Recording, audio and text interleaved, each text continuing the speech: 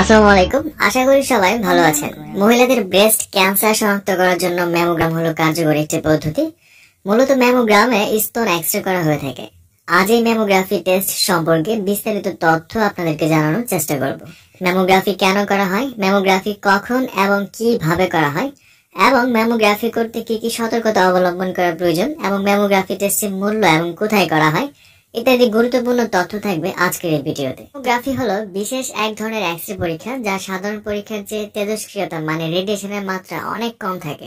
Mammography পরীক্ষা স্তনটিকে ultra sensitive X-ray মেশিনে গায়ে লাগিয়ে কম ভোল্টেজের মাত্রা স্তনের ভেতর পাঠানো হয়, যা রেডিয়েশনের মাত্রা থাকে মাত্র 0.1 সেকেন্ড, যা অপেক্ষাকৃত বেশি নিরাপদ। তো চলুন বন্ধুরা, এবার জানা যাক ম্যামোগ্রাফি টেস্ট কাদের জন্য। যেসব রোগীদের স্তন ক্যান্সার বা টিউমার থাকতে পারে বলে সন্দেহ করা হয়, তখন ডক্টররা এই ম্যামোগ্রাফি টেস্ট করার জন্য নির্দেশ করে থাকেন। এছাড়া সাধারণভাবে একজন মহিলাকে ডক্টররা 50 বছর পার হওয়া মাত্র স্তন ক্যান্সার স্ক্রিনিং ম্যামোগ্রাফি শুরু করার পরামর্শ দিয়ে থাকেন, কারণ 40 পেরোলে একজন মহিলার স্তনে টিউমার বা ক্যান্সার হওয়ার ঝুঁকি অনেকাংশে বেড়ে যায়।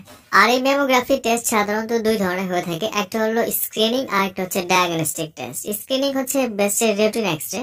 যেসব নারীদের ব্রেস্ট টিউমার বা ক্যান্সারের কোনো সন্দেহ নেই, তারপরও নিজে সচেতন থাকার জন্য যেটা করে থাকেন সেটা হচ্ছে স্ক্রিনিং। অপরদিকে ডায়াগনস্টিক হলো যেসব মহিলাদের ব্রেস্ট টিউমার বা ক্যান্সারের লক্ষণ প্রকাশ পায় তাদের ডিটেক্ট করার জন্য ডক্টররা ম্যামোগ্রাফি ডায়াগনস্টিক টেস্ট করার জন্য নির্দেশ করে থাকেন। তো আসুন বন্ধুরা, এবার জানা যাক ম্যামোগ্রাফি টেস্টটি কিভাবে করা হয়। প্রথমে ম্যামোগ্রাফি যন্ত্রের দুই প্লেটের মধ্যে রোগীর স্তন রাখা হয়, তারপর আস্তে আস্তে প্লেট দুটির মাধ্যমে স্তনের উপর চাপ দেওয়া হয়, পরে মেশিনের সুইচ টিপে ম্যামোগ্রাফি করা হয়ে থাকে। এক্স-রে রশ্মি বেরোয়ার সময় সামান্য ব্যথা বা অস্বস্তি বোধ হতে পারে। রিপোর্টে দেখা যায় স্তনে কোনো অস্বাভাবিক পরিবর্তন কিংবা স্তনের চাকা বা ক্যালসিফিকেশন বা ক্যালসিয়াম ধাতু জমা হলে এই পরীক্ষার মাধ্যমে তা বোঝা যায়। ক্যালসিয়ামের দানার উপস্থিতি, বিন্যাসের ধরন এবং অন্যান্য অনেক বিষয় বিবেচনার মাধ্যমে ক্যান্সার সন্দেহ করা হয়ে থাকে।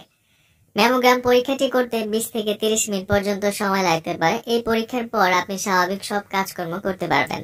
এখন আসুন জানা যাক ম্যামোগ্রাফি করার সময় আপনাকে কি কি সতর্কতা অবলম্বন করতে হবে। ম্যামোগ্রাফি করার জন্য উপযুক্ত সময় হচ্ছে পিরিয়ড হওয়ার 1 সপ্তাহ পর। মনে রাখবেন, ম্যামোগ্রাফি যেদিন করাতে আসবেন সেদিন পাউডার বা পারফিউম ব্যবহার করা উচিত নয়, কারণ এগুলো ম্যামোগ্রামে ক্যালসিয়াম স্পটের মতো দেখায়। গর্ভবতী নারীদের ম্যামোগ্রাম করা উচিত নয় এবং 30 বছরের নিচে নারীদের ম্যামোগ্রাম এখনো পর্যন্ত অনুমোদিত হয়নি। এখন আসুন জানা যাক ম্যামোগ্রাফি করতে খরচ কত। বেসরকারি হসপিটালগুলোতে ম্যামোগ্রাফি করতে একটি স্তনের জন্য খরচ হয় 12 থেকে 1500 টাকা পর্যন্ত এবং দুটি স্তনের জন্য খরচ হয় 1800 থেকে 2000 টাকা A পর্যন্ত। mammogram is a picture of your breast taken with a safe, low-dose X-ray machine. Your technologist will ask you to stand facing the mammography machine and then place one breast at a time on a flat surface. Another flat surface, called a compression paddle, will gently be